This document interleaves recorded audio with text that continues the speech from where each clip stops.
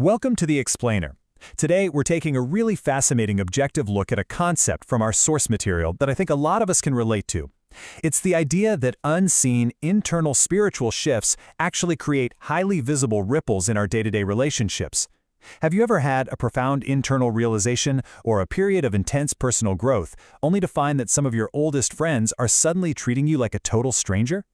Well, our source material maps out exactly why that happens, detailing what it calls the anatomy of a spiritual transformation. Let's get right into it. Okay, let's dive into this central question of the text. Why do people suddenly act differently towards you when your inner life changes? Our source material argues that humans actually have this deep, instinctual awareness of each other's internal states, and it's an awareness that operates way before logic or spoken words even catch up. The text posits that when a person goes through a period of intense personal or spiritual refinement, they actually start to project a completely different energy, a new presence, if you will, and people around them register this shift instinctively. Some people are instantly drawn closer, while others unexpectedly and sometimes abruptly pull away.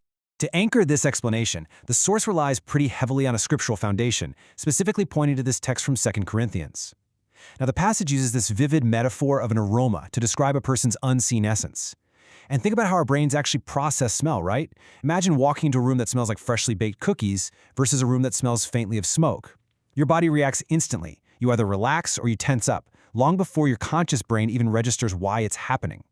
The author suggests that spiritual presence works the exact same way. It isn't described as just a symbol or some abstract idea. It's presented as a tangible reality that other people physically feel the second you walk into a room. So what is this new presence? The text defines it as your inner atmosphere. And the crucial point here is that, according to the source, this shifted atmosphere is absolutely not marked by loud titles, public visibility, or making grand announcements to everyone you know. Instead, it's the unseen spiritual essence of a person that's been forged in the dark. It's shaped slowly, over time, by enduring pressure, maintaining obedience to one's faith, and demonstrating quiet endurance when things get really tough. Basically, it's the invisible weight behind who you are. Now, the speaker points to James 1:3 to validate that this shift, it is never instant. It's born from a prolonged season of testing. When your faith is tested, it produces endurance. But as the text is quick to point out, endurance isn't loud. It's this slow, quiet growth. It means sitting with difficult questions that just don't neatly resolve. It means surviving a stretch of your life where, according to the text, God was doing a lot more than just answering your surface-level requests. He was actively rebuilding your entire internal framework. Let's break down how this actually builds across the distinct stages of this silent struggle, as outlined by the author. Stage 1 is facing disappointment that lingers much longer than you ever expected.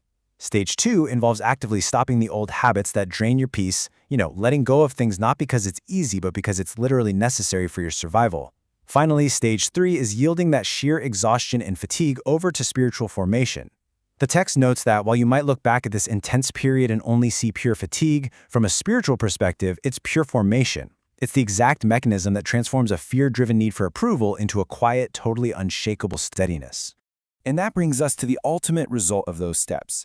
The source believes that this tested faith leaves a permanent, tangible trace on a person. Referencing 1 Peter 1:7, the text argues that faith that survives this kind of fire is actually more valuable than gold. But more importantly, for our behavioral analysis today, this kind of tested faith permanently alters your presence. It turns it into something that speaks before you even open your mouth. It carries the undeniable signal of someone who has survived with their integrity intact. It's basically the difference between someone desperately trying to demand respect and someone who naturally commands it just by standing there. And this brilliantly illustrates the concrete signs that you yourself have undergone this shift. Honestly, you'll probably feel it before anyone else even notices. Ordinary interactions suddenly feel unusually charged. Things you once just brushed off now feel incredibly heavy. Conversations that used to feel totally normal now leave you feeling completely drained. Mostly because you hear your own voice and realize it just doesn't match who you are becoming anymore. But most tellingly, you completely lose the urge to just be agreeable at any cost. That old, familiar pattern of absorbing harm just to keep the peace, it simply no longer fits. Naturally, once your inner atmosphere changes, society is going to react. The source breaks this reaction down into two primary camps. On one side, we have people with open hearts. These individuals genuinely feel safe around your new presence. They sense permission to be real, they don't feel any pressure to impress you, and they actually find your silence supportive. On the other side, however, are those who rely on control or manage their image. These individuals experience the exact opposite reaction. They feel disrupted, exposed, and deeply uneasy around your new clarity. The text is careful to emphasize that you aren't actually confronting them. The disruption happens simply because your presence reflects truth. And, as the speaker notes, truth makes hiding harder. To give us a bit more context on this dynamic, the source brings in a biblical case study, what they call the Joseph imprint. Looking at the story of Joseph in the book of Genesis, the speaker notes that long before Joseph's purpose was visible to the world through his leadership, his character was forged in hidden, confined places. I mean, he was betrayed, completely misunderstood, and literally imprisoned. Yet he carried integrity in places where absolutely no one was watching. The text argues that true spiritual depth is always formed in these misunderstood places. So when you finally emerge, what clings to you isn't the bitterness of the injustice you went through, but the wisdom of the presence that sustained you. Now, what's really interesting about this concept is how the text completely reframes the idea of boundaries. Drawing on Psalm 16:6, the speaker insists that in this stage of spiritual transformation, boundaries are absolutely not defensive walls built out of anger or fear. Rather, they are signs of inheritance. Because you've done the incredibly hard work of inner refinement, your spirit simply refuses to return to what no longer fits.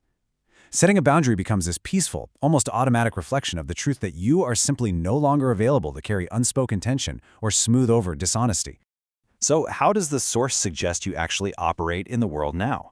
Well, here are the final directives. First, do not dilute your growth just to make other people comfortable. Second, refuse to return to an earlier, smaller version of yourself just to keep the peace. Third, remain open to those who approach you with sincerity, but stop absorbing harm for the sake of connection. And finally, trust the unseen work that has been completed in you. The text strongly urges that you do not need to rush to apologize, you don't need to manage other people's reactions, and you certainly don't need to revise who you are becoming. Which brings us to the core tension of the entire source text. When your internal growth inevitably starts causing external friction, what is your next move? Will you dilute your growth to keep the peace, stepping backward into those old, exhausting patterns? Or will you trust the refinement, stand firmly in the clarity of your new inner atmosphere, and accept that a change in you naturally means a change in who can walk beside you? It's a profound question about authenticity and the real-world cost of inner transformation, leaving us with a lot to reflect on regarding our own boundaries and growth. Thanks so much for joining this explainer.